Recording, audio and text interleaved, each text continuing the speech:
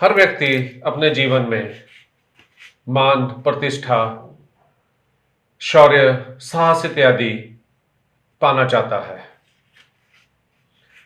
साहस, शौर्य, मान, प्रतिष्ठा पाने के लिए हर व्यक्ति कई प्रकार के प्रयत्न किया करता है, परंतु जब भी वो समाज में अपना स्थान बनाने की कोशिश करते हैं, कोई ना कोई ऐसी समस्या खड़ी हो जाती है कि उनके सारे प्रयत्न धरे के धरे रह जाते हैं और इस प्रयास में वो पूर्णतः विफल हो जाते हैं। लोग इस बारे में कुछ ज्ञानवान व्यक्तियों से सलाह मांगते हैं कि समाज में हमारी प्रतिष्ठा, मान नहीं बन पाता, उसके लिए हम क्या करें। ज्योतिर्विदों का सहारा भी लिया जाता है। कुछ सुझाव दिए जाते हैं कि आप सूर्य देव की पूजा करें, क्योंकि सूर्य देव प्रकाशमय है, जिसके उदय होने से सारी धरती पर प्रकाश ही प्रकाश हो जाया करता है और हर वस्तु में प्राण का प्रवेश हो जाया करता है। सुबह होती है, सूर्य देव उदय होते हैं, लोग उठकर अपने कार्यस्थल की ओर प्रस्थान कर देते हैं, पंछी चहकने लग जाते हैं, जानवर इत्यादि भी सब अपनी नींद से उठकर अपने भोजन की व्यवस्था में लग जाया करते हैं। कुछ व्यक्तियों ने अपने घरों में तांबे के सूर्य देव भी स्थापित किए होते हैं। सूर्य देव वो स्थापित कर तो लेते हैं, परंतु सही विधि से स्थापित नहीं किया जाता। वो ऐसा मानते हैं कि सूर्य देव को घर में स्थापित करने से सूर्य देव के गुण सदैव उस घर में रहने वाले व्यक्तियों पर अपना प्रभाव डालेंगे, जिससे कि सूर्य की भांति उस व्यक्ति का जीवन चमकने लग जाएगा, प्रकाशमय हो जाएगा। ऐसे बहुत से व्यक्ति देखे गए हैं जो सूर्य देव को घर में स्थापित कर लिया करते हैं, परंतु फिर भी उनके मान, प्रतिष्ठा, साहस और शौर्य में कोई भी इजाफा, कोई भी बढ़ोतरी नहीं हो पाती। ऐसे में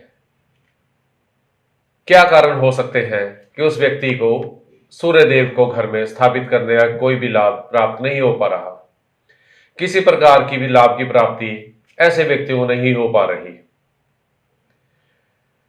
छोटे छोटे उपाय जिससे जीवन बदल जाए और जीवन आनंदमय हो जाए, श्रृंखला में चंडीगढ़ से मैं परमिंदर सिंह त्रेहन आप सबका स्वागत करता हूं, आपको नमस्कार करता हूं, आपके अच्छे और स्वस्थ जीवन की कामना करता हूं।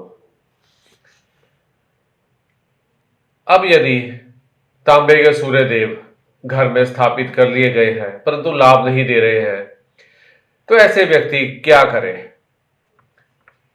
फिर वही बात, आवश्यक है किसी विद्वान ज्योतिर्विद से कुंडली का विश्लेषण करवाया जाए,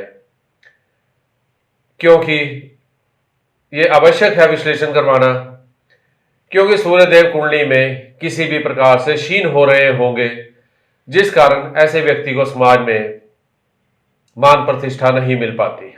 सूर्य के गुणों को अपने अंदर लेना आवश्यक है। सूर्य को जल देना, घर में तांबे का सूर्य स्थापित करना, यह हर कार्य विधि पूर्वक किया जाए तभी वांछित फल दिया करता है। चर्चा का क्रम आगे बढ़ाने से पहले मेरे इस चैनल को यदि आप सब्सक्राइब कर लें,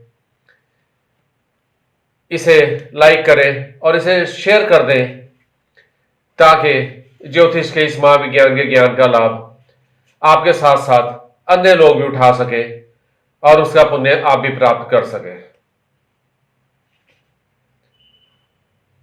बात हो रही है तांबे के सूर्य को घर में स्थापित करने की और सूर्य देव के गुणों को अपने अंदर समायोजित करने की। इसकी दो विधियां हैं। एक तो सूर्य को यदि विधि पूर्वक जल दिया जाए, और दूसरी विधि इसके साथ साथ तांबे के सूर्य को घर में स्थापित किया जाए, तो सूर्य देव बलवान होकर ऐसे व्यक्ति को अच्छा फल देने लग जाएंगे और ऐसे व्यक्ति में साहस, शौर्य की कमी नहीं रहेगी और मान, प्रतिष्ठा ऐसे व्यक्ति को पूर्णतः समाज प्रदान करेगा। पहली बात, तांबे के सूर्य को घर में किस प्रकार स्थापित किया जाए। इसे रविवार वाले दिन बाजार से खरीद कर लेकर आना है। इसे घर में किसी भी स्वच्छ स्थान पर रखकर स्थापित करें। इसके साथ ही किसी तांबे के पात्र में जल भरकर रख ले। यही जल अगले दिन सूर्य देव को अर्पित करना है। जल चढ़ाने से पहले उस जल में उंगली डुबोकर तांबे के सूर्य पर ओम सूर्याय नमः अपनी अंगुली से लिखना है। ऐसा करने से तांबे का सूर्य धीरे धीरे अभिमंत्रित होना शुरू हो जाएगा। ऐसा अगले रविवार तक करते रहे और अगले रविवार वाले दिन आपको ये सूर्य अपने घर में स्थापित करना है। किसी स्वस्थ स्थान पर भूमि तल से, जो आपके घर का फ्लोर है उस लेवल से, ये तांबे का सूर्य दीवार पर लगभग 210 सेंटीमीटर की ऊंचाई पर स्थापित किया जाना आवश्यक है। अब वही विधि आपने दोहरानी है। तांबे का पात्र जल भरकर सूर्य देव के पास रहेगा और सुबह सूर्य को जल अर्पित करने से पहले अंगुली से ओम सूर्य नमः इस तांबे के सूर्य पर लिखना आवश्यक है। इसके बाद दूसरी जो विशेष बात सूर्य को जल अर्पित करने की आती है, अब इस रविवार से जब सूर्य आपका दीवार पर स्थापित हो गया, और विशेष ध्यान रखना है कि ये सूर्य देव तांबे के सूर्य पूर्व दिशा की दीवार पर लगाया जाए। जब आप अंगुली से जल में डुबोकर ओम सूर्य नमः लिख देंगे, उसके बाद इस जल में लाल मिर्चों के बीज, हल्का सा गुड़, थोड़ा सा कुमकुम और हल्का सा गंगा जल डालकर इस जल को सूर्य देव को अपने सिर से ऊपर हाथ ले जाकर इस प्रकार से अर्पित करना है कि सूर्य देव की किरणें उस जल से छलकर आपके शीर पर पड़े और आपके पैरों के नीचे जहां पर ये जल गिर रहा है कच्ची जमीन होनी चाहिए। यदि कच्ची जमीन होना संभव नहीं है तो एक मिट्टी का गमला भी नीचे रखा जा सकता है जिसमें कि जल अर्पित किया जा सके, क्योंकि आजकल कुछ फ्लैट सिस्टम ऐसे हैं, कोई किसी माले पर रह रहा है, किसी फ्लोर पर रह रहा है और सूर्य को जल अर्पित करने के लिए कच्ची भूमि उसके पैरों के नीचे होनी कई बारी एक मुश्किल कार्य हो जाया करता है। ऐसी अवस्था में यदि नीचे गमला रख लिया जाए तो भी लाभप्रद होगा। इसी प्रकार और छोटे छोटे उपाय जिससे जीवन बदल जाए, जीवन आनंदमय हो जाए, ऐसे उपाय लेकर आपकी सेवा में आने वाली वीडियोज में हाजिर होता रहूंगा।